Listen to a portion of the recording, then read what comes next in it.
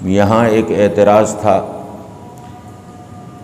کہ نماز کی اہمیت زیادہ ہے، نماز کو بعد میں بیان کیا اور صبر کو پہلے نمبر پر بیان کیا، اس کی کیا وجہ ہے؟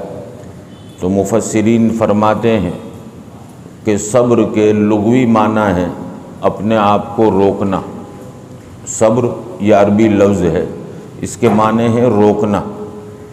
چونکہ آدمی جب نماز کی طرف آگے بڑھتا ہے، جمعہ کی تیاری کرتا ہے، تو بہت ساری خواہشات اس کو گھیرے میں لے لیتی، تو ان تمام خواہشات کو، ان تمام جذبات کو روک کر پھر نماز کی طرف آگے بڑھتا ہے۔ جیسا کہ احادیث مبارکہ میں فرمایا گیا کہ جو لوگ جمعہ سے پہلے کھانا کھا لیتے اور جمعہ سے پہلے جن کا قیلولہ کا جو ہے نظام ہے، تو وہ ان کو چاہیے کہ جمعہ کے دن جمعہ کی نماز کے بعد کھانا کھائیں اور جمعہ کی نماز کے بعد قیلولہ کریں۔ بخاری شریف میں چند روایتیں اس سلسلے میں آئی، جس میں حضرت انس رضی اللہ تعالیٰ عنہ فرماتے ہیں کہ ہم جمعہ کے لیے بڑی جلدی تیاری کرتے تھے۔ صحابہ کرام فجر کے بعد سے مسجد میں آنا شروع ہو جاتے تھے جمعہ کی تیاری میں۔ تو جمعہ کی تیاری کے لیے جو آدمی آگے بڑھتا ہے، حدیث شریف میں فرمایا کہ جو پہلی گھڑی میں آ گیا اس کے لیے اونٹ کی قربانی کے بقدر ثواب ہے، اس کے بعد آنے والے کو اس کے بعد کا ثواب، اس کے بعد کا ثواب۔ تو خیر، جمعہ کے دن آنے والے کو پہلی گھڑی میں جو آیا، یہ جمعہ اللہ نے ہم کو جو دیا نا، اللہ نے ہر امت کو اختیار دیا تھا کہ تم اپنی عبادت کے لیے ایک دن متعین کرو۔ یہودیوں نے سنیچر کا دن لیا، نصارہ نے اتوار کا دن لیا، اور اس امت نے جو ہے جمعہ کا دن لیا۔ کس طریقے سے لیا؟ ابھی اسلام شروع ہوا، نماز کی فرضیت تو آ چکی، کچھ صحابہ کرام مدینۃ المنورہ میں مقیم ہیں، اور ادھر نبی کریم صلی اللہ تعالی علیہ وسلم مکۃ المکرمہ میں ہیں۔ مدینہ کے ایک صحابی حضرت سعد ابن زرارہ رضی اللہ تعالیٰ عنہ کو جمعہ کے دن یہ خیال آیا کہ کیوں نہ میں مدینہ کے مسلمانوں کو اپنے باغ میں جمع کروں اور ان کی دعوت کروں۔ اس خیال کے آنے پر انہوں نے مدینہ کے مسلمانوں کو پیغام بھیجا کہ سارے کے سارے مسلمان جمعہ کے دن میرے باغ میں تشریف لائیں۔ جب سب آ گئے تو حضرت سعد بن زرارہ نے ایک مینڈھا کاٹا، دمبا کاٹا، اور اس کا کھانا بنایا اور صحابہ کرام کو کھلایا۔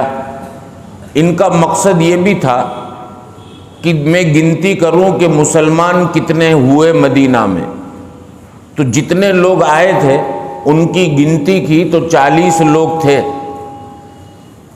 تو سعد بن زرارہ نے یہ کہا کہ کیوں نہ ہم اللہ کا شکر ادا کریں اور 2 رکعت نماز پڑھیں۔ یہ ظہر کا وقت تھا۔ سعد بن زرارہ نے 2 رکعت نماز پڑھائی، اور اس کے بعد جو ہے صحابہ کرام سے کہا کیوں نہ ہم ہفتے میں ایک دن متعین کر لیں جس میں اسی طریقے سے ہم جمع ہو کر کھانا وغیرہ جو ہے کھا کر اللہ کا شکر ادا کریں۔ سب نے کہا بہت اچھا، کا مشورہ کرو کون سا دن متعین کیا جائے۔ سب کی رائے آئی کہ جمعہ کا دن متعین کیا جائے۔ تو جمعہ کا دن متعین ہو گیا۔ وہاں جو ہے نبی کریم صلی اللہ تعالی علیہ وسلم کو جبرائیل امین کے ذریعے سے یہ بات جو ہے پہنچائی گئی، اور جبرائیل امین جب تشریف لائے تو ایک صاف شفاف آئینہ آپ کے ہاتھ میں تھا اور اس میں جو ہے ایک چھوٹا سا جو ہے گول دائرہ تھا۔ نبی کریم صلی اللہ تعالیٰ علیہ وسلم نے پوچھا جبرائیل یہ کیا ہے؟ تو کہا یہ جمعہ کا دن ہے جو آئینے کی طرح چمک رہا ہے، اور اس میں جو دائرہ ہے کہ جمعہ کے دن میں اللہ نے ایک گھڑی ایسی رکھی ہے جس میں جو ہے مقبولیت ہے، قبولیت ہے۔ اور پھر کہا کہ آپ کے صحابہ نے مدینۃ المنورہ میں یہ دن جمع ہو کر 2 رکعت نماز پڑھنے کا ارادہ کیا ہے، اور حق تبارک و تعالیٰ نے اس امت کے لیے جمعہ کے دن کا انتخاب کر لیا، لہٰذا آپ ان کو کہلا بھیجیں کہ یہ جو ہے طریقہ جاری رکھیں۔ ادھر انہوں نے نماز پڑھی، ادھر سے حضور کی تائید ہو گئی، جمعہ کی فرضیت ہو گئی۔ یہ جمعہ کی فرضیت کا جو ہے واقعہ روایت میں اس طرح سے آیا۔ اب اس کے اندر جو ایک گھڑی ہے تو اس میں جو ہے امام ابو حنیفہ رحمۃ اللہ علیہ فرماتے ہیں کہ یہ گھڑی عصر اور مغرب کے بیچ میں ہے۔ امام شافعی رحمۃ اللہ علیہ فرماتے ہیں کہ امام جب خطبے کے لیے کھڑا ہوتا ہے اس وقت سے یہ گھڑی شروع ہوتی ہے، اور امام سلام پھیر دیتا ہے یہ گھڑی ختم ہو جاتی۔ صاحبین فرماتے ہیں کہ صبح صادق سے لے کر غروب تک کے اندر کبھی یہ گھڑی آ جاتی ہے، اور یہ تھوڑی دیر، مرجوہ کا لفظ ہے، تھوڑی دیر کے لیے آتی، مستقل نہیں رہتی۔ سب کے پاس اپنے اپنے دلائل ہیں۔ حضرت شیخ زکریا رحمۃ اللہ علیہ نے الابواب والتراجم کے اندر امام ابو حنیفہ کی تائید کرتے ہوئے فرمایا کہ زیادہ تر بزرگوں کو میں نے دیکھا کہ عصر کے بعد مسجد سے باہر نہیں نکلتے، وہ مغرب تک مسجد میں رہ کر دعاؤں میں مشغول لیتے ہیں، اس لیے کہ وہ گھڑی اسی درمیان آتی ہے۔ اور حضرت شیخ نے ایک واقعہ بھی لکھا کہ ایک قافلہ جو ہے کہیں جنگل میں سفر کر رہا تھا، درمیان میں ایک آدمی کی جو ہے گھوڑا گم ہو گیا۔ اب وہ گھوڑے کے لیے لوگوں سے پوچھنے لگا تو کسی نے کہا کہ دیکھو آج جمعہ کا دن ہے، اور جمعہ کے دن میں ایک گھڑی آتی ہے جس میں دعا قبول ہوتی ہے، تم اللہ سے گھوڑا مانگ لو مل جائے گا۔ یقین والے لوگ تھے۔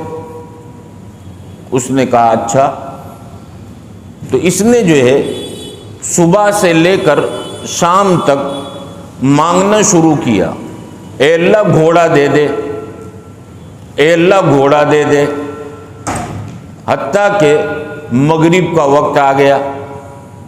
اس کو جو ہے ایسا لگا کہ سورج غروب ہو چکا، تھوڑا اندھیرا تھا، اس کو لگا کہ سورج غروب ہو چکا۔ اس کے منہ سے یہ لفظ نکلا، اے اللہ گھوڑا نہیں تو گھوڑے کا بچہ تو دے دے۔ بس وہ قبولیت کی گھڑی۔ بادشاہ وقت جو ہے سفر کر رہا تھا، اس کی گھوڑی نے بچہ دیا۔ بادشاہ نے کہا اس کو اٹھا کے کہاں چلیں گے، ابھی تو ہمارا سفر لمبا ہے، دیکھو ادھر جنگل میں کوئی آدمی نظر آئے تو اس کو ہدیہ کر دو۔ سپاہی تلاش کرنے لگے، یہ دعا کے اندر تھا۔ جیسے ہی اس کے منہ سے نکلا اے اللہ گھوڑا نہیں تو گھوڑے کا بچہ دے دے، وہ سپاہی نے اس کو ہاتھ مارا اور کہا کہ لو یہ گھوڑے کا بچہ۔ اب بادشاہ کا آدمی، سپاہی، پولیس والا انکار بھی کیسے کرے، کہا کھڑے ہو جاؤ۔ کھڑا ہو گیا تو 2 پیر ادھر اور 2 پیر ادھر رکھے، کہا پکڑو چلو جاؤ یہاں سے۔ تو یہ دیہاتی آدمی کہنے لگا اے اللہ مانگی تھی نیچے بیٹھنے کے لیے، مل گئی اوپر اٹھانے کے لیے۔ تو ایک گھڑی ہے اس میں قبولیت کی۔ تو جمعہ کی جو اہمیت ہے وہ اس طرح سے جو ہے ثابت ہے۔ تو آدمی کو اپنے آپ کو روکنا پڑتا ہے۔ جمعہ سے پہلے بھوک لگی ہے، جمعہ سے پہلے جو ہے نیند آ رہی ہے، ہلکا پھلکا ناشتہ کر لیا اور مسجد کی طرف آ گیا۔